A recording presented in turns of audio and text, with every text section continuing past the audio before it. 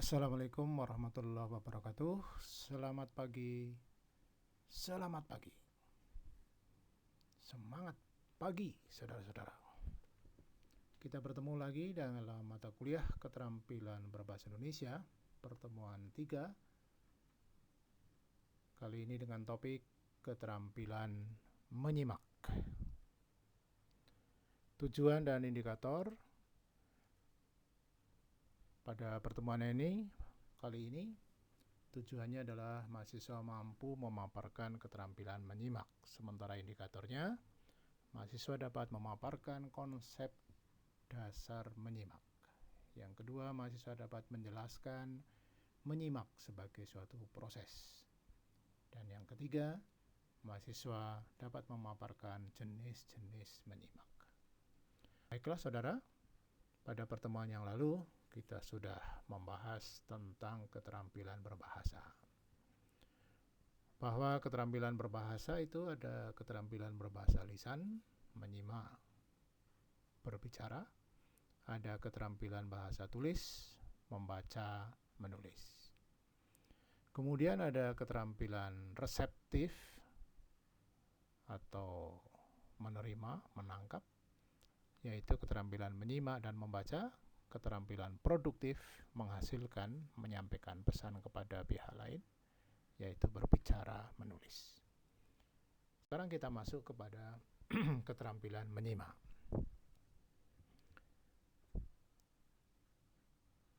Dalam keterampilan menyimak, sering kita gunakan kata-kata mendengar, mendengarkan, dan menyimak.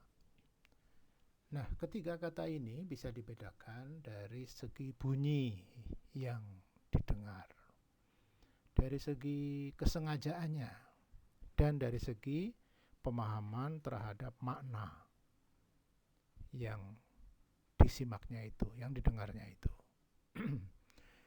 Misalnya ini, dalam pertemuan dengan teman-teman, tiba-tiba ada bunyi letusan ban sepeda motor.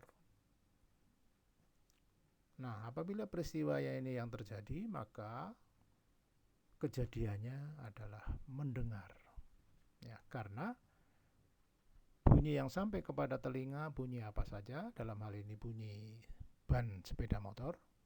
Kemudian tidak ada kesengajaan, ya, tidak ada kesengajaan, dan makna yang kita dapat itu belum tentu kita memahami maknanya.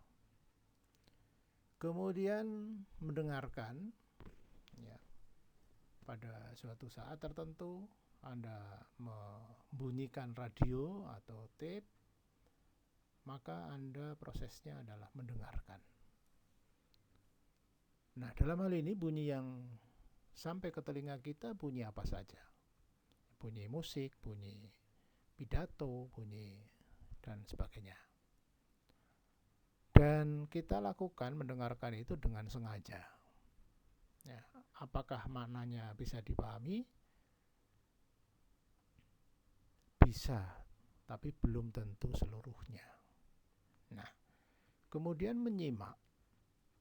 Menyimak yang sampai kepada telinga kita itu khusus bunyi bahasa. Dan orang yang menyimak itu dengan penuh kesadaran, penuh kesengajaan untuk melakukan proses menyimak. Pemahaman makna, maka semaksimal mungkin apa yang disimaknya itu bisa dipahami dengan baik. Begitulah perbedaan antara mendengar, mendengarkan, dan menyimak. Ya, banyak sama menilai, mereaksi, sama juga mereaksi. Nah, saudara-saudara mahasiswa, proses menyimak ini dari 3 hal ini, ya, kemudian bisa disimpulkan, dirangkum bahwa menyimak itu melalui 5 tahap. Tahap yang pertama adalah tahap mendengar, tahap kedua tahap memahami, tahap ketiga tahap menginterpretasi, memberikan makna, yang keempat mengevaluasi atau menilai, dan yang kelima adalah menanggapi. Ya, itu menyimak sebagai proses. Nah, dalam proses menyimak dibutuhkan kemampuan seseorang supaya seseorang itu berhasil dalam menyimak. Nah, kemampuan menyimak yang dibutuhkan pertama adalah kemampuan memahami. Apa saja dalam kemampuan memahami itu? Kemampuan memahami adalah kemampuan untuk mengidentifikasi bunyi-bunyi dan menghubungkan kata-kata dari bunyi-bunyi bahasa yang didengarnya itu. Ini kemampuan memahami. Selanjutnya diperlukan juga kemampuan menganalisis. Dalam menganalisis ini diperlukan atau proses yang terjadi adalah mengidentifikasi aspek-aspek gramatika, aspek-aspek ketatabahasaan, dan aspek-aspek pragmatik. Pragmatik ini penggunaan bahasa yang berkaitan dengan masyarakatnya, ya, kebiasaan-kebiasaan yang ada di dalam masyarakat. Selanjutnya kemampuan yang dibutuhkan adalah kemampuan mensintesis, menyimpulkan. Dalam hal ini si penyimak memadukan unsur-unsur linguistik, unsur-unsur kebahasaan dengan unsur lain yang diperlukan dengan cara memanfaatkan pengetahuan yang telah dimiliki sebelumnya. Seseorang yang menyimak pasti di dalam dirinya sudah punya pengetahuan dan pengalaman berkaitan dengan topik yang disimaknya itu. Nah, pengetahuan dan pengalaman itu dipakai oleh si penyimak ya, dengan memadukan unsur-unsur bahasa, unsur-unsur lain yang diperlukan ya, untuk mensintesis, untuk memberikan simpulan terhadap apa yang disimaknya. Itulah kemampuan yang diperlukan untuk menyimak. Ada kemampuan memahami, ada kemampuan menganalisis, dan kemampuan mensintesis, membuat simpulan. Nah, dalam hal ini Anda diminta untuk memberikan penjelasan. Menyimak berdasarkan tujuan itu ada menyimak untuk belajar.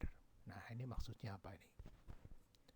Kemudian menyimak untuk hiburan, menyimak untuk menilai, menyimak untuk mengapresiasi, menyimak untuk memecahkan masalah. Ya. Jadi seseorang yang menyimak tujuannya untuk belajar, tujuannya untuk hiburan, tujuannya untuk menilai, tujuannya untuk mengapresiasi, tujuannya untuk memecahkan masalah. Ya. Nanti silakan dicermati di buku sumber, lalu Anda diminta untuk menjelaskan lebih lanjut apa yang dimaksud. Kemudian menyimak berdasarkan intensitas dalam menyimak. Ini ada menyimak ekstensif dan ada menyimak intensif. Ya. Menyimak ekstensif ya. Ini menyimak yang tidak perlu bantuan orang lain. Karena si penyimak itu tidak sepenuhnya